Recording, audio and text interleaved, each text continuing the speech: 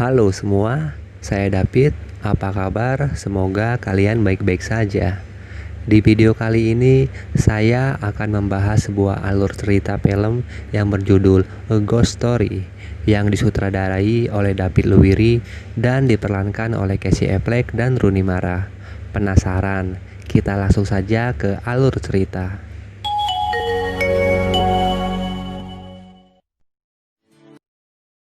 Cerita diawali dengan memperlihatkan kebahagiaan dua orang yang saling jatuh cinta.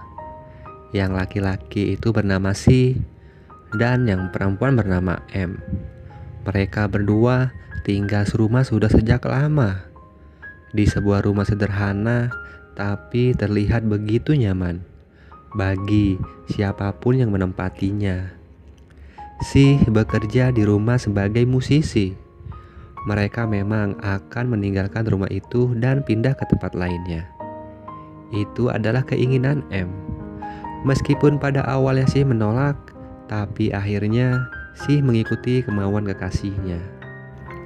Suatu malam saat mereka tertidur, tiba-tiba saja terdengar suara di piano mereka begitu keras. Sih langsung melihatnya, tapi tak ada apapun di sana.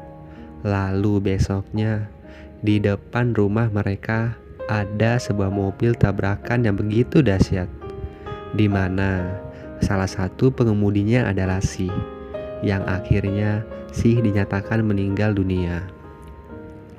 M sepertinya tidak bisa berbicara apapun. Separuh dari dirinya sudah benar-benar hilang. Ia menatap jenazah Si yang terbaring di rumah sakit itu. Kemudian M menutupnya, lalu meninggalkan jenazah kekasihnya di sana. Jenazah Si tiba-tiba terbangun kembali dengan wujud yang sudah berbeda. Dia sangat putih, layaknya arwah-arwah yang bergentayangan. Tak ada satu orang pun yang melihat Si berjalan. Ia tahu dirinya sudah meninggal. Di depannya ada sebuah cahaya putih yang menyilaukan mata, menanti Si agar memasukinya. Tapi Si memutuskan pergi ke lain arah dan tidak memasuki cahaya itu. Ia berjalan melewati perbukitan.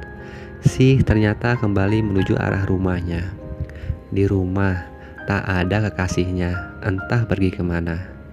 Sampai kemudian datang seseorang yang merupakan sahabat kekasihnya, membawakan kue pahit kesukaan M dan meletakkannya di meja dengan sepucuk surat yang berisikan turut berduka cita atas meninggalnya kekasihnya.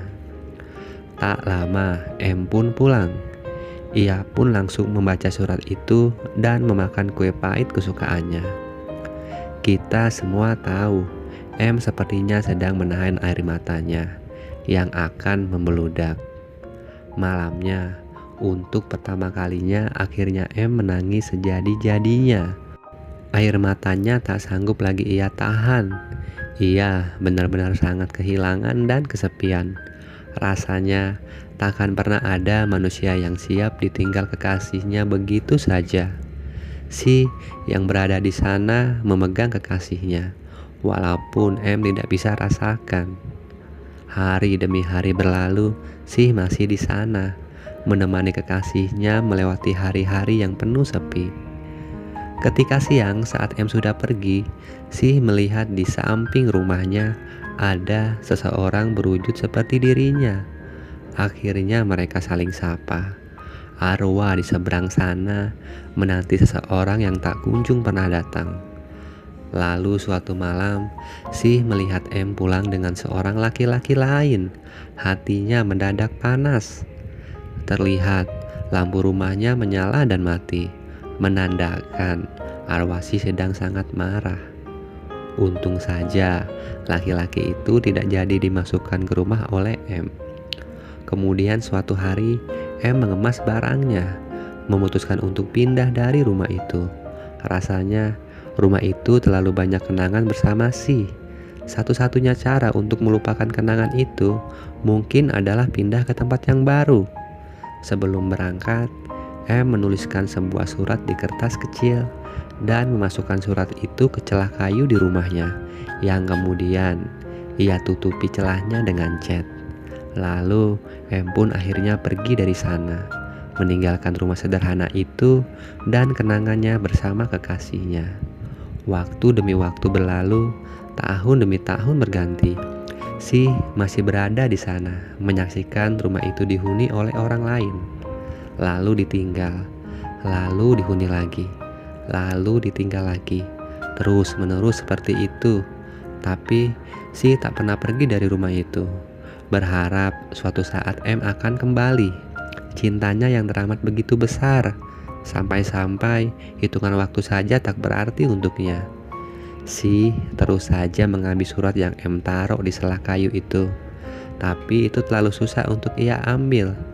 Kemudian di samping rumahnya, arwah di sana masih saja dia menanti orang yang ia cintai kembali. Yang sama apa yang si lakukan di dalam rumahnya. Tahun demi tahun terus berganti, tapi rumah itu sekarang sudah lama tak lagi berpenghuni. Orang-orang di dalamnya selalu merasa tak betah tinggal di sana, karena seperti ada seseorang lain di dalamnya. Sekarang rumah itu sudah sangat lama tidak terurus, semuanya berantakan. Si masih saja terus mencoba mengambil surat itu. Bertahun-tahun sudah ia mencoba, sampai-sampai catnya terkelupas olehnya. Sampai akhirnya ada sebuah mobil berat yang menghancurkan rumah itu, meratakan dengan tanah, tak ada sama sekali yang tersisa. Bahkan rumah di sampingnya pun dihancurkan. Arwah yang berada di rumah itu bahkan memutuskan untuk pergi begitu saja. Rasanya orang yang selama ini ia tunggu mungkin tak akan pernah kembali. Tapi si tak pergi.